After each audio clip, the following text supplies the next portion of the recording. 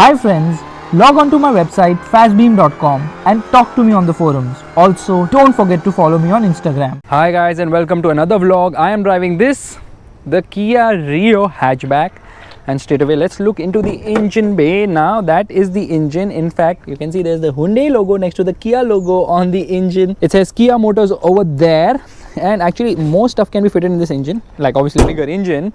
And the grille actually looks nice. These lights look awfully similar to the Hyundai Verna. This is the fog lamp, and the design is what really makes this car amazing. In fact, I don't understand what the number plate says, 08A3 2017. No idea. Anyways, as you can see, this is a very sporty looking hatchback. 17-inch wheels, low profile tires, 205 45 17. So 205 tires offer good amount of grip, and from the side it looks very European and very nice. In fact, from the middle section you might mistake it for an A-class, and from the rear too the light is very nice and attractive, similar to what we have seen on Hyundai cars. Like, I think there is some symphony in terms of design. You can see the rear design, blacked out bumper to reduce the visual bulk, and it also gets parking sensors. There's a parking camera over here, reverse parking camera. Opening the boot, you can see the boot is actually quite big, and it gets a 60-40 split seat as well. There's a light over here, there's space to keep stuff over here, and there is no spare wheel on this car, so there's space to keep stuff here. And below you have the tools. I don't think spare wheel is important on international test car in India. So one unique thing on this particular car are the windows, which have been tinted very black. Looks nice actually. And you get a request sensor on the left. Usually you don't get that with Hyundai cars. And let's quickly get inside and sit in the rear bench of this vehicle. So as you can see, there's decent amount of knee room and leg room. Obviously the seat has been pushed quite far behind, and although there's no center armrest, there are 3 headrests over here which are adjustable. Cabin feels a little claustrophobic because of the all black treatment, especially at the rear. And there's a light here as well. There's a hook if you want to hang your blazer or something. There's no hook over here. Scooped out seat bag, magazine holder here as well. No rear AC vents, but there's a power socket. Actually, it's a USB socket here at the rear. And a middle passenger will actually be quite comfortable in this car because this is almost a flat floor. Now you can see the door pockets aren't large enough, but it has been made to hold a 1-liter bottle, which it will do with quite a lot of ease. So the cabin actually feels nice, but it's not the most spacious hatchback.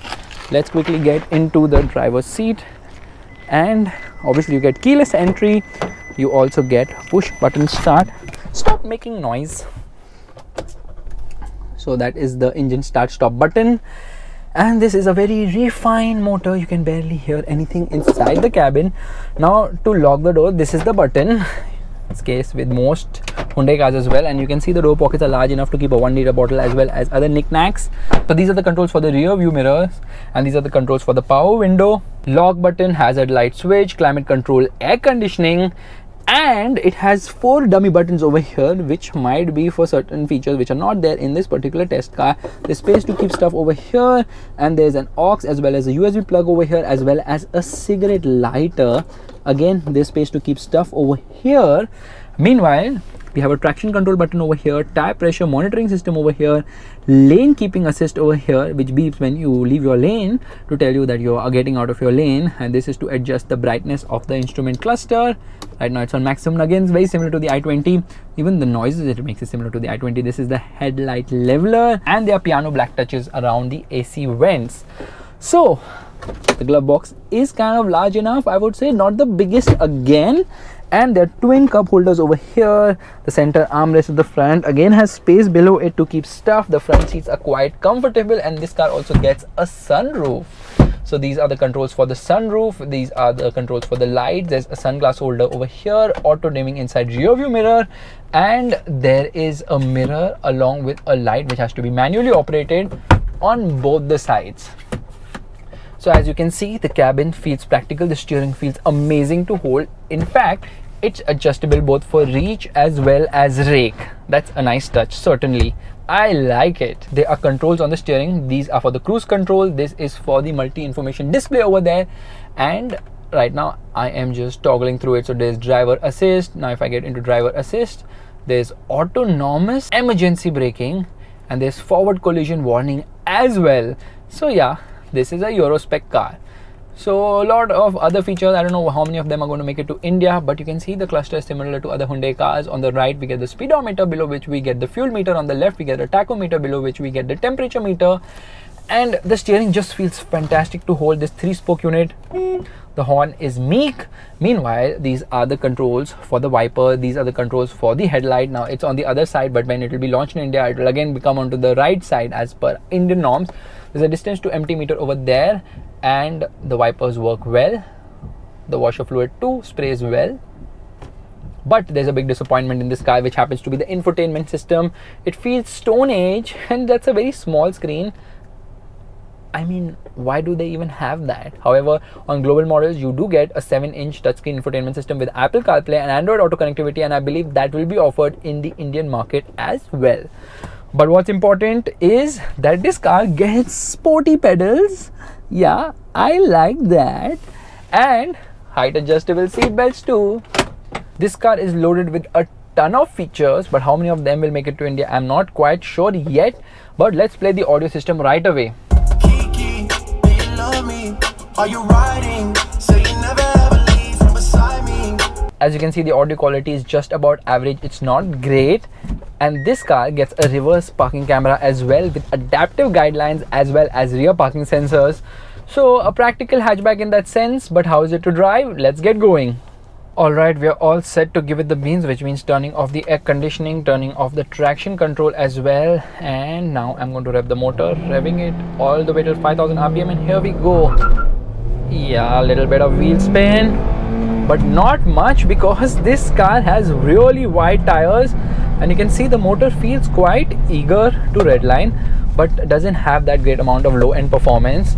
In fact, it is really the top end which excites on this car. So this is the same 1.2 liter petrol engine which is also there on the i20, and it produces 83 PS of power and 115 Newton meters of torque. Performance is good, ride quality is bad, but low-end performance isn't that great. In the city it really suffers, but red lines with eagerness and sounds good in the process too. Now I'm going to launch it again, revving the motor, and here we go.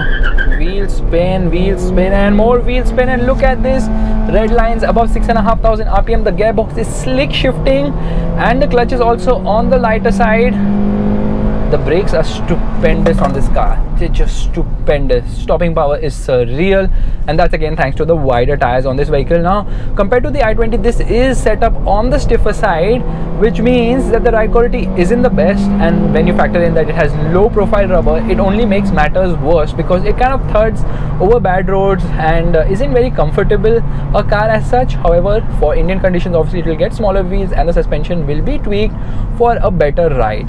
In terms of handling though, it has good amount of body control, which is a good thing. It's eager to corner, but the steering is just lifeless. It doesn't feel that connected, and that's a trait which we see with its sister brand as well.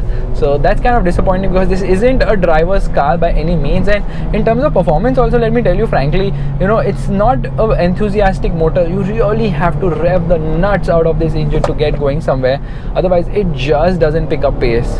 Just look at me, like I am past 4000 RPM almost all the time, which is kind of the norm over here.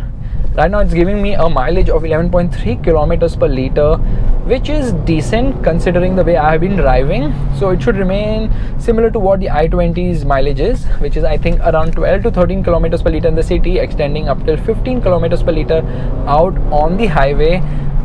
Good amount of ground clearance for sure. What is really impressive is the quality of the car. It feels very well put together, it feels rich, and I hope Kia is able to maintain the same quality when they launch the cars which are made in India. You can see it's not very eager to corner as such, and the motor takes its own sweet time to get up. Now it's up, now it's revving, now we are going. Here we are into third gear. 0 to 100 kilometers per hour takes almost 14 seconds, I believe. And let me show you the brakes right now. Here we go. Should we? Yeah, very nice brakes indeed. But the ride, OMG. So as you can see, the Kia Rio is nothing much, but a sporty version of the i20, both in terms of appearance and overall driving feel as well, because it's much better to drive than the i20, but not better to drive than say the Volkswagen Polo as well as the Ford Figo or the Ford Freestyle. So how will Kia position this car? Well, I think they will position it at a premium when compared to the i20, and that's largely because they're going to offer more features on this vehicle for sure. They have to differentiate themselves somehow or the other, and if this one gets a sunroof, I'm sure it will become very popular with buyers, because that will be the only hatchback with a sunroof. No other hatchback gets a sunroof yet. Yeah, the motor really makes a racket, and I actually love it. So guys, this is my video of the Kia Rio, and if you liked it, you know what you have to do, give it the thumbs up, that's the like button, and also subscribe to the channel. I will see you in the next video real soon. Bye bye.